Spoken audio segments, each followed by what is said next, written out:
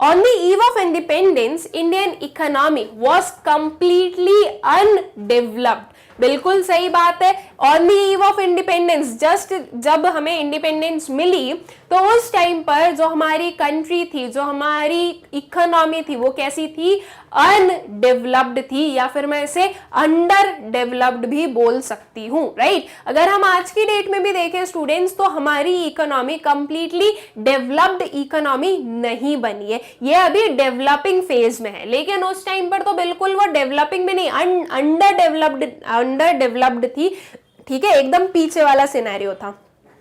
After 200 years of British rule and their exploitative policies, India finally got freedom on 15th August 1947. Okay, जो 200 years का जो पूरा British का rule था, उनकी जो पूरी एक्सप्लॉयटेटिव पॉलिसीज थी, जिसकी वजह से हमारी कंट्री पूरी जो है बैकवर्ड कंट्री बन चुकी थी, उससे हमें इंडिपेंडेंस मिली। आप लोगों को डेट बहुत ही अच्छे से पता है, that is 15th of August 1947, ठीक है।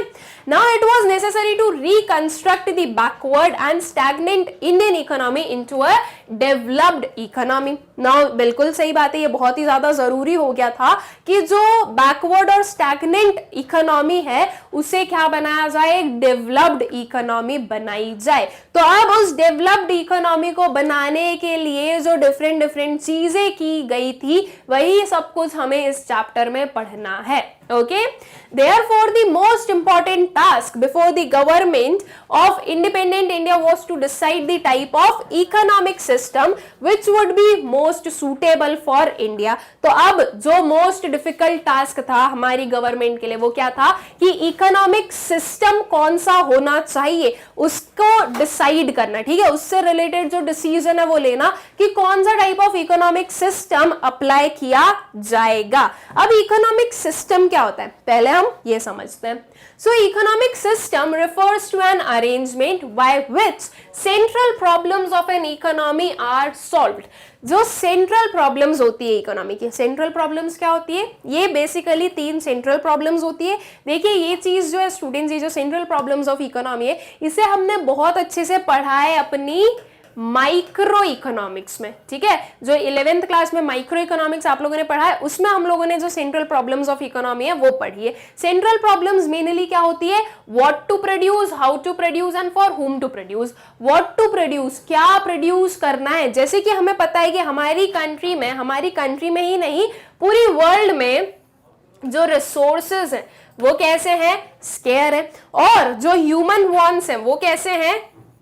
अनलिमिटेड है, राइट। तो इन अनलिमिटेड ह्यूमन वांट्स को स्केयर रिसोर्सेस से क्या करना है? सेटिस्फाई करवाना है, राइट। तो मतलब कि यहां पर एक प्रॉब्लम ऑफ चॉइस अराइज होती है कि ऐसे कौन से गुड्स या सर्विस का प्रोडक्शन किया जाए जिससे कि ये जो अनलिमिटेड ह्यूमन वांट्स हैं ये इन स्केयर रिसोर्सेस से जो है मैक्सिमम वांट्स सेटिस्फाई किए जा सके। तो अब सबसे पहले डिसीजन आता है कि व्हाट टू प्रोड्यूस, क्या प्रोड्यूस करना चाहिए कि इन अनलिमिटेड वांट्स में से मैक्सिमम वांट्स जो है वो सेटिस्फाई हो जाए।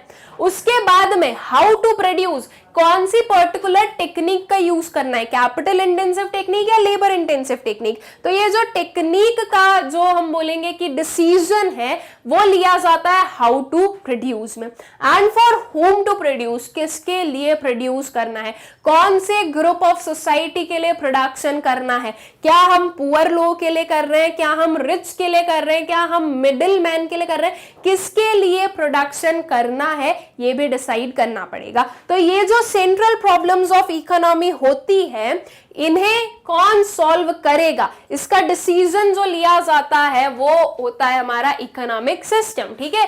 कि economic system refers to an arrangement by which central problems of the economy are solved, ठीक है। अब बेसिकली हम इकोनॉमिक सिस्टम में बात करें स्टूडेंट्स, तो ये कुछ हमारे 3 सिस्टम्स आ जाते हैं, capitalist economic system, socialist economic system and mixed economic system. अब इन तीनों में क्या क्या होता है वो हम पढ़ते हैं। मतलब कि इन तीनों में ही ये जो पर्टिकुलर प्रॉब्लम्स हैं इसे सॉल्व करने के लिए अलग अलग जो है मतलब कि अलग अलग पर्सन डिसीजन लेते हैं। अब वो कौन पर्सन होता है, वो कौन है जो कि डिसाइड करता है कि इन प्रॉब्लम्स को कैसे सॉल्व किया जाए, या ये जो हमारे क्वेश्चन है इनका क्या आंसर होगा, ये जो डिसीजन लेता है उसके अकॉर्डिंग बताया जाता है कि कौन आपकी कंट्री में कौन सा पर्टिकुलर सिस्टम चल रहा है। ओके, देखिए ये सब कुछ मैं अभी एक्सप्लेन कर रही हूं। अभी मेन जो आपको यहाँ पर समझना है वो ये है कि इकोनॉमिक सिस्टम क्या होता है। ओके, आई होप सो कि आप लोगों को क्लियर हो गया है कि इकोनॉमिक सिस्टम क्या है। It is the arrangement by which central problems of an economy are solved. ठीक है,